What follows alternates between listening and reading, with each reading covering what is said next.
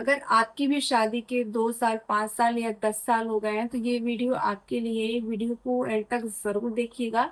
आज मैं अपनी लाइफ के जितने भी एक्सपीरियंस है, जो मैंने अपनी लाइफ से सीखा है, जो एक्सपीरियंस, जो सबक, वो मैं आपके सामने शेयर करने वाली हूँ। और क्यों मुझे इतना लंबा समय लग गया जॉब मिलने में। मेरी शादी के 15 साल बाद मुझे जॉब मिली है, तो क्यों इतना लंबा समय लग गया, सारा कुछ आज की वीडियो में शेयर करूंगी और उन गलतियों को बताऊंगी जिन गलतियों को करने से आपको बचना चाहिए, ताकि अभी जो आप जिस सिचुएशन में हैं आप बहुत सी जल्दी अपने सपनों को पूरा कर सके, मेरी जैसी गलतियां ना करें। तो जब भी हमारी शादी होती है ना, तो हमारे अंदर काफी सारे ऐसे सपने होते हैं कि नए घर में जाएंगे, नए माहौल में जाएंगे, अपने आप को एडजस्ट करेंगे, सबको खुश करने की कोशिश करेंगे। और यही हमारी सबसे बड़ी गलत फहमी होती है।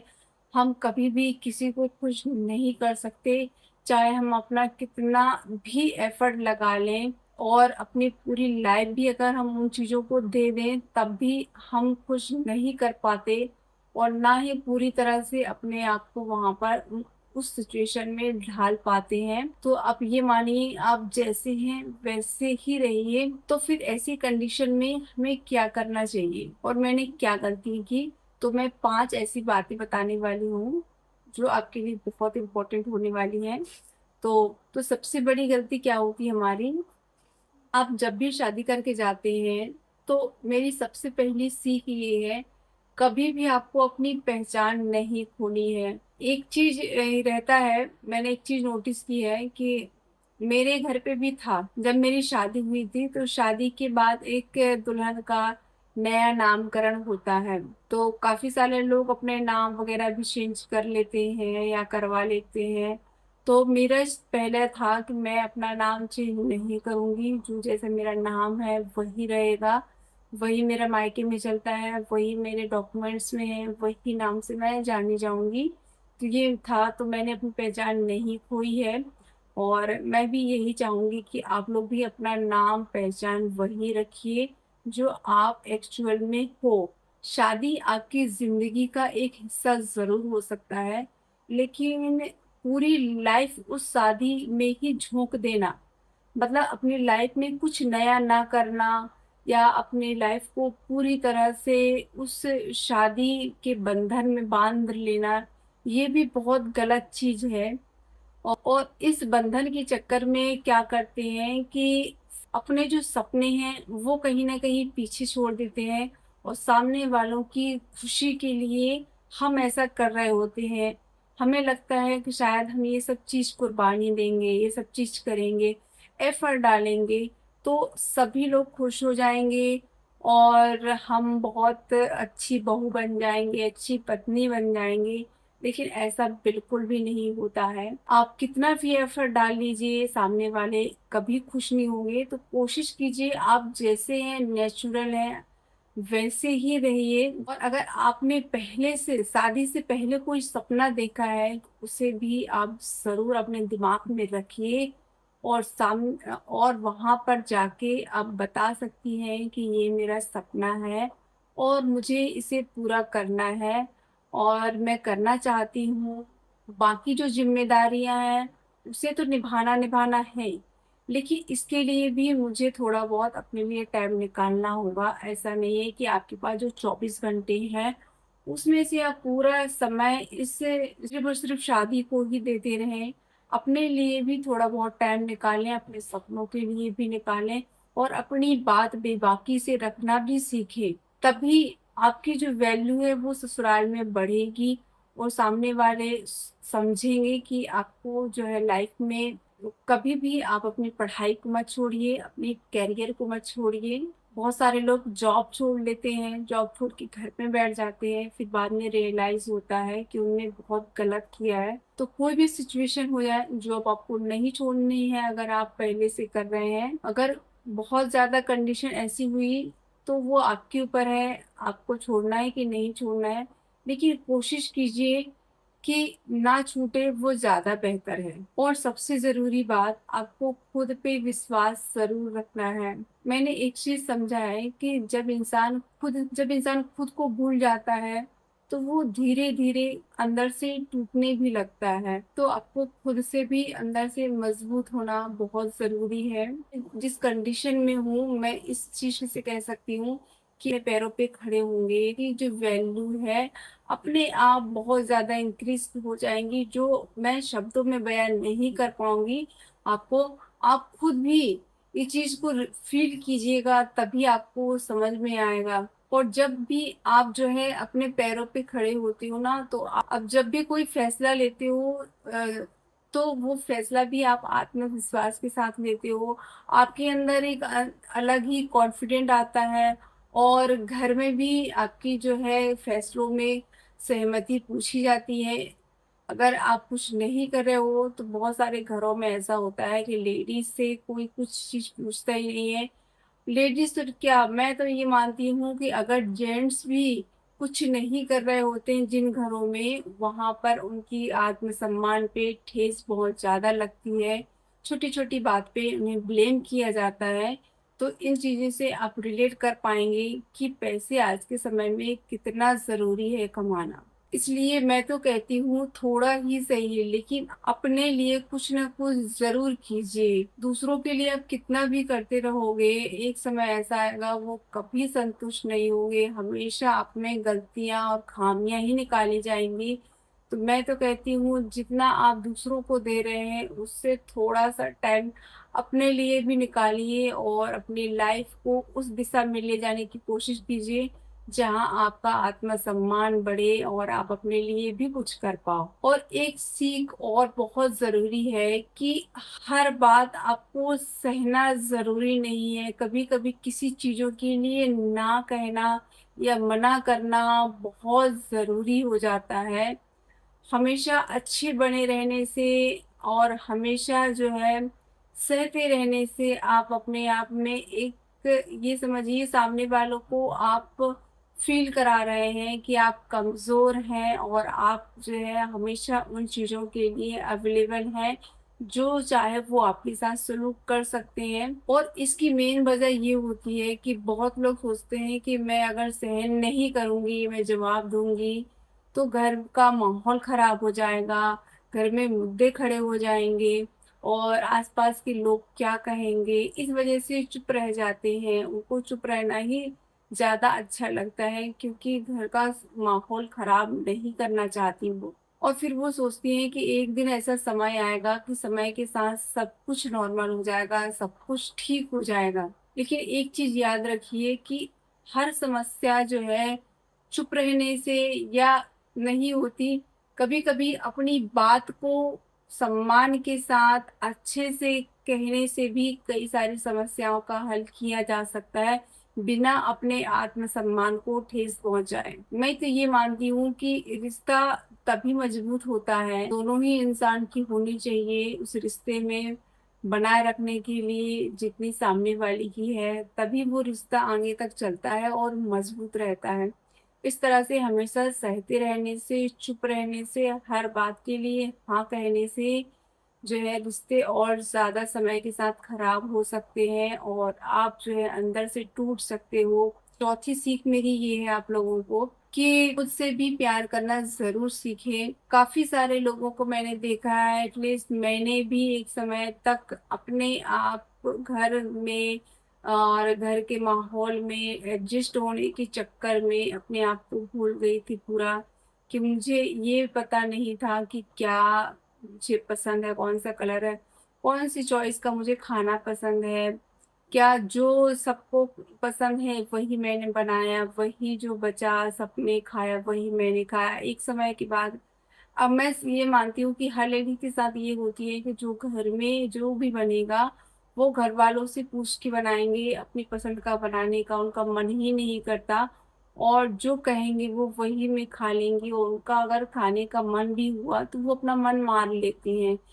मेरे साथ तो भी यही था, तो मैं इन चीजों को समझ सकती हूँ, इसलिए मैं आपसे शेयर करना चाहती हूँ कि कभी भी अपनी लाइफ को भी उतनी ही प्रायोरिटी दीजिए जितना कि आप बाकी लोगों का ध्यान रखती हैं, उतना ही ध्यान आपको अपना भी रखना है। अच्छा सा खाना है, कभी कभी हफ्ते में ज्यादा नहीं तो हफ्ते में एक दिन तो अपनी पसंद का खाना कोई भी बनाकर खा सकती हैं, उससे कोई भी दिक्कत नहीं है।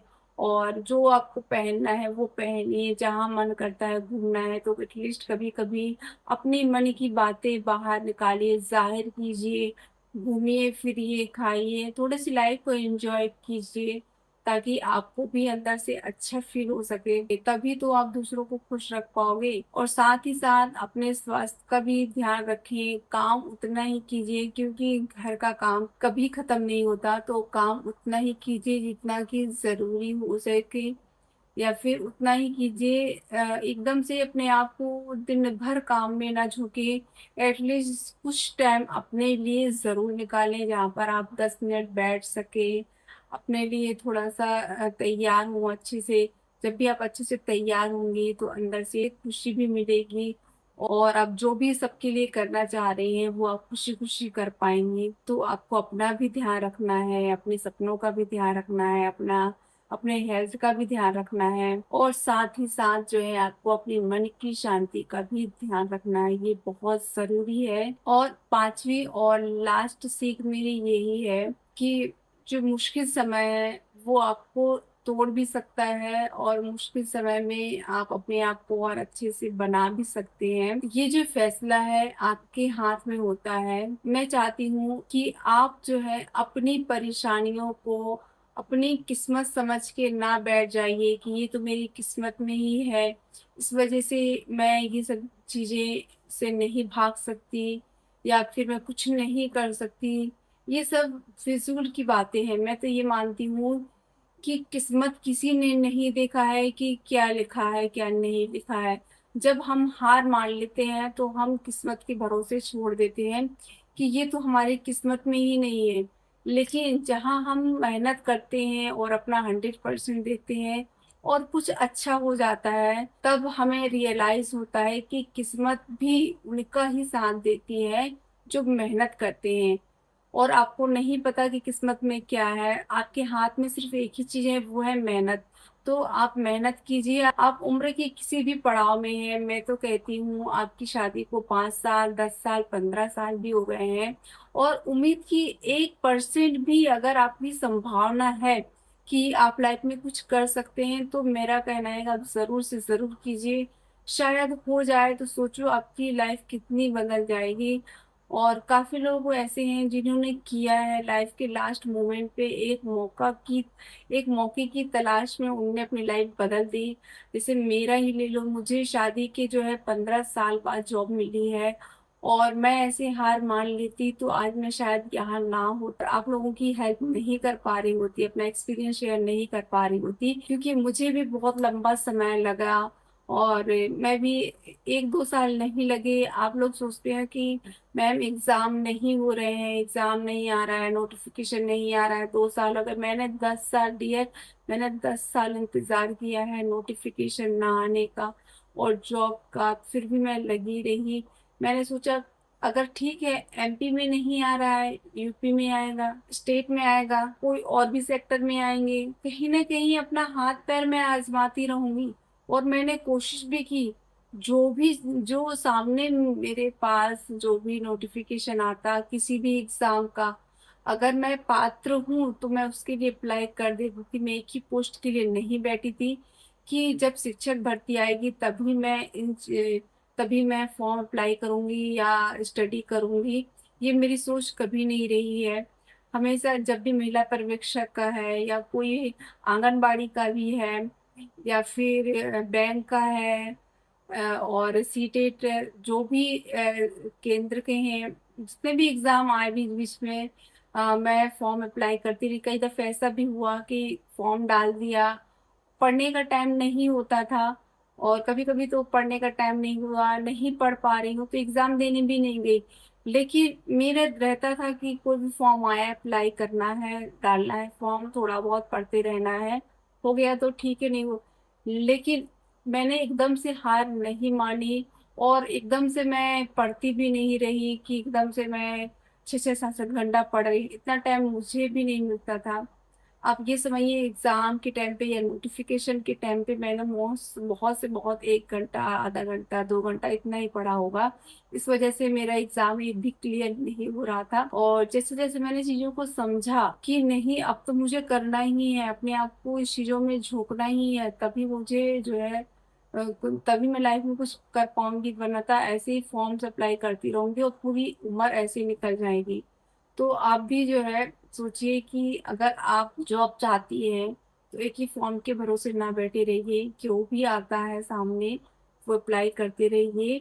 आपका मेन एक उद्देश्य होना चाहिए, लेकिन जब तक वो आपका वो मेन उद्देश्य नहीं आ रहा है, बीच बीच में और भी सारे एग्जाम हो रहे हैं, उसके लिए आप थोड़ा थोड़ा पढ़ते रहिए, तो इससे आपका माइंड भी जो है एक्टिव रहेगा और आप चीज़ों को भूलेंगे भी नहीं, और रिवाइज भी होता रहेगा थोड़ा बहुत। तो एकदम आपको ये नहीं रहेगा कि मैंने जीरो से स्टार्ट किया है या फिर मैंने बिल्कुल भी नहीं पढ़ा और मुझे छोड़े बहुत लंबा टाइम हो गया, तो ये भी नहीं रहेगा। तो आप भी सोचिए कि मैं अब पढ़ूंगी, अपने सपनों के लिए लड़ूंगी और अपने सपनों के लिए आगे बढ़ूंगी और अपनी खुद की एक पहचान बनाऊंगी। और अगर आप शादीशुदा हैं तो अपने रिश्ते को प्यार, सम्मान और भरोसे के साथ निभाइए। और अगर आपकी शादी नहीं हुई है अभी तो सिर्फ एक बात याद रखिए, शादी करने से पहले आप अपने आप को मजबूत बनाइए।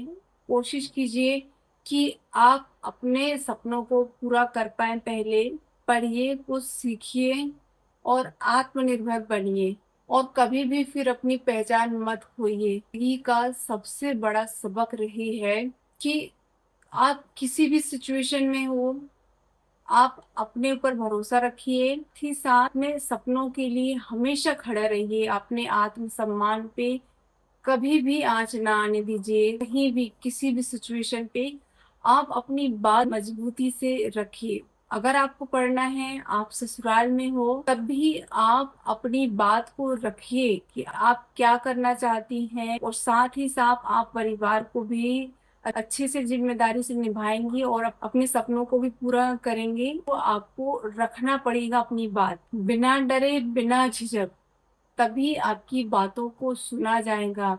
वरना आज के समय में ऐसे कोई किसी की बात को नहीं सुनता है जब तक आप खुद से कुछ नहीं करना चाहोगे। तो अगर आज का वीडियो आपको पसंद आया हो, वीडियो अच्छा लगा हो, तो वीडियो को लाइक जरूर कीजिएगा। तो thank you watching this video. तो मिलते हैं अपने नेक्स्ट वीडियो में, तब तक के लिए बाय बाय।